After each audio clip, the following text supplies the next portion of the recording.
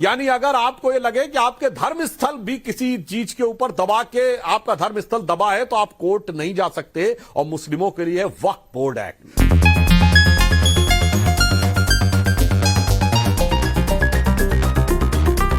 कि अगर वो क्लेम कर दें कि ये जमीन आपकी है तो भी आप कोर्ट नहीं जा सकते।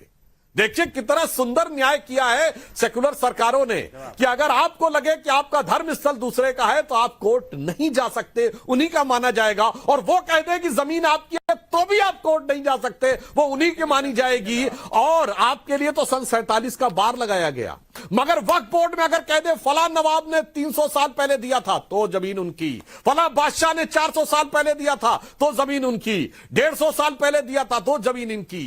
ये जो अद्भुत न्याय किया है, क्या संविधान की रक्षा की है, अद्भुत रक्षा की है। मैं दर्शकों के विवेक पे छोड़ता हूं और सारे प्रबुद्ध दर्शकों से कहता हूं प्लेसेस ऑफ वर्शिप एक्ट भी पढ़िए और वक्फ बोर्ड का चेंज किया हुआ एक्ट 2013 का पढ़िए, फिर आपको समझ में आएगा कि इस देश में शरिया को सुप्रीम कोर्ट से ऊपर किया गया है। इसीलिए 2014 से पहले यह देश संवैधानिक दृष्टि से आंशिक मुस्लिम राष्ट्र था, सिर्फ अटल जी के उस 6 साल के दौर को छोड़कर। अब हमने उसे वास्तविक सेकुलर राष्ट्र बनाने का प्रयास किया है।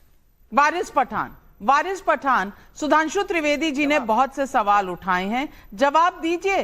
अगर किसी को कोई चीज पे आपत्ति है तो वो कोर्ट जाता है, अगर कोर्ट जाए तो छोटे छोटे जज आग लगा रहे हैं। अरे भैया, ऊपर की अदालतें हैं, ऊपर की अदालतों में जाकर गुहार लगाइए। लेकिन कोर्ट की कार्रवाई को आग लगाना कहना, क्या यह सही है?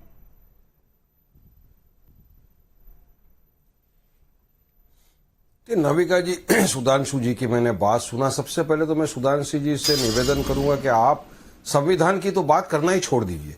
जिस चीज का आप पालन नहीं करते, जो संविधान हमको डॉक्टर बाबा साहेब अम्बेडकर ने दिया है, उस संविधान का तो आप पालन करते नहीं, उसकी तो धज्जियां उड़ाते, तो फिर उसकी दुहाई क्यों दे रहे हो आप? झूठी झूठी बात क्यों करते हो आप? आखिर उस संविधान को अगर हम मानते सुधांशु जी, तो आप तो राज्यसभा के मेंबर है, पार्लियामेंट के अंदर बैठते, उस संविधान की शपथ लेके आप गए। वहीं पर एक कानून पास हुआ था प्लेसेस ऑफ वर्शिप एक्ट, जिसका आपने जिक्र किया 1991 का। उसमें क्या लिखा था? 15 अगस्त 1947 तक के जितनी भी धार्मिक स्थल है उसका आप नेचर कैरेक्टर चेंज नहीं कर सकते। आप पूरे सर्वे कर सकते हैं। अरे ओरल ऑब्जर्वेशन है जज का, पर सर्वे क्यों करना है आपको? आपकी मानसिकता क्या है, आपकी मंशा क्या है, आपका इंटेंशन क्या है सर्वे कराने का? अगर कल को वारिस पठान बोल देंगे सुधांशु जी के घर के नीचे कुछ है, मुझे वहां पे खुदाई करना है, अलाउड करेंगे? वारिस पठान बोल देंगे भाई किसी मंदिर के नीचे कुछ है, मुझे जाके वहां पे करना है, खुदाई करने देंगे आप? मानसिकता क्या, आपका मंशा क्या, ये तो पूरा देश जान गया। इसीलिए अभी आपने नविका जी इतनी बड़ी बात कर दी। 800 साल पुरानी अजमेर शरीफ की दरगाह ख्वाजा अजमेरी की, जहां पर मैं समझता हूं कि जवाहरलाल नेहरू जो पहले प्रधानमंत्री थे, वहां से लेके आज के प्रधानमंत्री नरेंद्र मोदी तक जितने प्रधानमंत्री रहे, सबने वहां की मान्यता रखी, वहां पे सम्मान दिया, वहां पे चादरें चढ़ाई।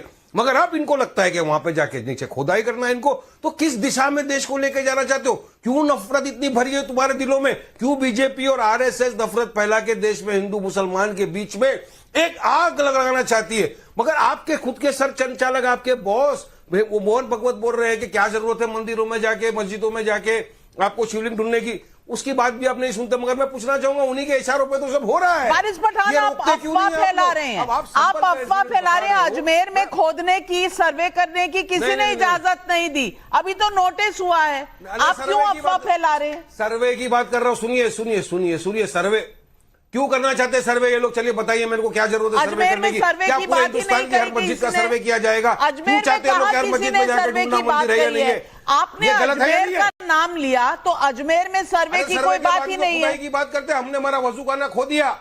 अरे भाई साहब, अरे नविका जी, हमारा वजू खाना मथुरा की जो मस्जिद थी वो तो सील करवा दिया ना इन लोग ने ये करके। तो फिर क्यों आया प्लेसेस ऑफ वर्शिप में? बाबरी मस्जिद के जजमेंट के टाइम में हमने कहा था कि ये पंडोरास बॉक्स खोल देगा। इस तरह की अगर बातें चलती रही तो कोई फायदा नहीं होगा, पूरे देश के अंदर आगजनी मच जाएगी, हिंदू मुसलमानों के बीच में दरार पैदा हो जाएगी। और बीजेपी वही कर रही है, एक सोची समझी साजिश के तहत ये हो रहा है। आपने कहा वजूखाना खोया है, स्टेटस क्वो मेंटेन हुआ है, सुप्रीम कोर्ट ने स्टेटस क्वो दिया हुआ है, वहां वजूखाना ना किसी ने पाया है ना किसी ने खोया है। लेकिन वारिस पठान, दो अफवाह आपके ओपनिंग रिमार्क्स में, दो अफवाहें सामने निकल कर आई हैं। सुधांशु त्रिवेदी जी जवाब दीजिए, क्या एक के बाद एक मिथ्या फैलाई जा रही है। देखिए, त्रिवेदी सक्षम है जवाब देने के लिए, अगर अफवाह है तो जवाब देंगे। देखिए कितनी मुझे बताइए, मजेदार बात यह है कि एक पुलिस वकील बोल रहा है, 4 बजे आपने अब बता रहा हूं वारिस पठान आपको साहब, पता था कि ऑर्डर आपके फेवर में आएगा, 6:30 बजे आपने जाके सर्वे करवा दिया। आपने मेरे टाइम पे बोलिए, बहुत हो गया साहब, आप एक तरफा तकरीर मत करिए, ये डिबेट हो रही है, सबको बोलने का मौका दीजिए। जी बोलिए सुधांशु जी। जान लेनी 6 मुसलमानों की। अब देखिए जवाब देता हूं। देखिए नाविका जी, लग ही नहीं रहा है कि एक वकील बोल रहा है। मुझे बात का जवाब तो और देखिए लेफ्ट लिबरल सेकुलरिस्ट और रैशनलिस्ट जो हमेशा कहते थे सबूतों पे तय करो, वो कहते हैं अब सर्वे भी नहीं होना चाहिए। वारिस पठान साहब, कोई खुदाई करने की जरूरत नहीं है, अब ऐसी ऐसी टेक्नोलॉजी आ गई है कि रडार मैपिंग टेक्निक से नीचे दिख जाता है, पेट का चीरफाड़ करने की जरूरत नहीं है, अल्ट्रासाउंड से दिख जाता है कि आपने पेट में क्या क्या छुपा रखा है। यही समस्या है आपके साथ कि आप चीजों को सामने नहीं आने देना चाहते। अरे भाई, कौन कह रहा है कि आप अपनी वल्दियत बदल लीजिए, जो स्वरूप है वही रखिए, बस ये पता तो चल जाए असली वल्दियत क्या है। यहां समस्या यह महोदय कि अब नई नई टेक्नोलॉजी आती चली जा रही है, खुदाई पे तो आप पता कराने में लोगों की जान ले लेंगे के ऊपर, जब लोगों की जान ले लेंगे, मुसलमानों को मार डालेंगे, तो बगैर खुदाई के पता लग गया। चिंता मत करिए, कुछ समय में ऐसी टेक्नोलॉजी भी आ जाएगी कि सैटेलाइट से भी पता लग जाएगा नीचे क्या है, ड्रोन से पता लग जाएगा नीचे क्या है। चिंता मत करिए मेरे भाई, जैसे 40 साल पहले कौन किसका बाप है ये यकीनी मामला था, डीएनए टेस्ट से चंद दिनों में पता लगता है। और नाविका जी, ऑन द लाइटर नोट में कहूंगा, इनको दर्द इस बात का हो रहा है कि अंततः अगर सर्वे, जांच और साइंटिफिक जांच हो गई तो, ऑन द लाइटर नोट कहता हूं, पुरानी फिल्म थी ना कि अमर अकबर एंथोनी, अमिताभ बच्चन और ऋषि कपूर और विनोद खन्ना जी की, आखिर में अमर अकबर एंथोनी तीनों का बाप किशन लाल ही निकला था। तो आखिर में इनको इस बात का डर है कि सब कुछ किशन लाल का ना निकल जाए, इसलिए पेट में दर्द हो रहा है। मेरे भाई, मैं तो ईमानदारी से कहना चाहता हूं, और बातें ऐसे नहीं कि कोई दावा कर देगा कि जाके मैं अब खुदाई समझ में आई। महोदय सुनिए, काशी में इसके डॉक्यूमेंट्री एविडेंस अवेलेबल हैं।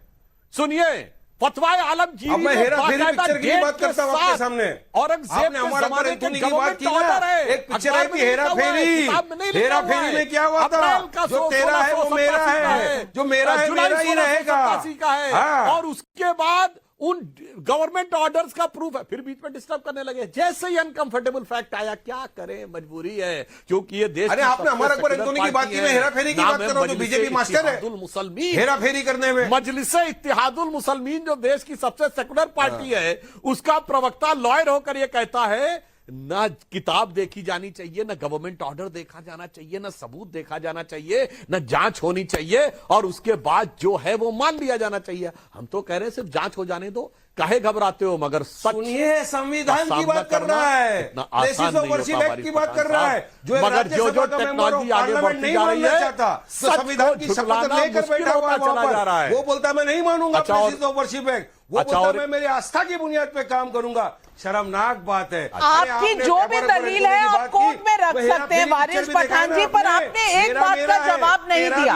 वारिस पठान जी, सुधांशु त्रिवेदी जी ने एक बात उठाई थी, उसका जवाब आपने नहीं दिया। प्लेसेस ऑफ वर्शिप एक्ट में आपने 1947 का कट ऑफ डेट लगा दिया, लेकिन वक्फ बोर्ड तो कितने सेंचुरीज पुराना का भी लैंड ले सकता है, इसका जवाब दीजिए ना। सर्वोच्च न्यायालय के निर्णय के बाद वहां राम मंदिर है कि बाबरी मस्जिद है, बोलिए।